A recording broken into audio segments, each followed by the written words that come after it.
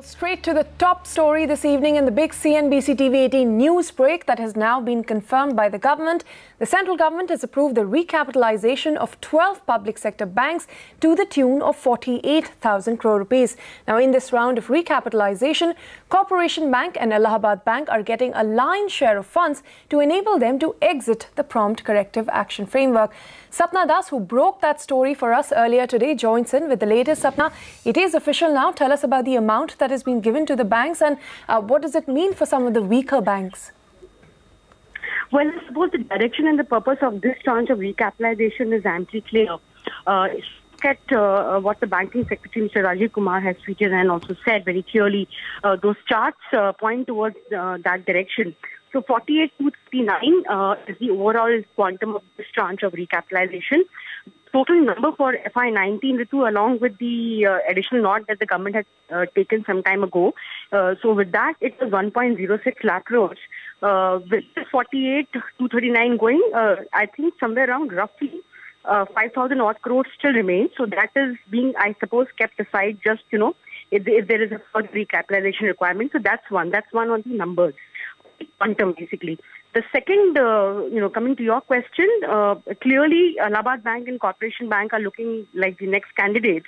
Bank could see some kind of a movement out of PCAF. If you look at the amounts, over 9,000 crores, I suppose it is for Corporation Bank, almost the tune of 7,000 odd crores for Allahabad Bank.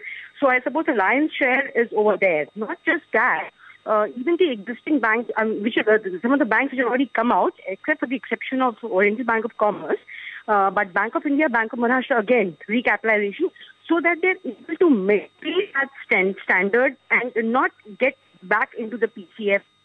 Also, Allahabad Bank and Corporation Bank, I think the ratios are extremely clear. Basically, net NPA levels have to be below 6%. Your CET1 has to be 7.35%. Your capital conservation buffer has to be at a certain level. So all these ratios are being kept in mind by the government. The recapitalization program, basically the objective here is extremely clear. We don't need to even read beyond that. Now, the third level of banks, those banks which are outside the PCA framework, but where the threshold levels, are kind of worrisome or must have been worrisome. So here again, all those banks have been taken care of. Punjab National Bank, Andhra Bank, Syndicate Bank, Union Bank, all four of them are getting money. And the objective here is very clear. All the regulatory capital of all the PSUs has to be kept in mind.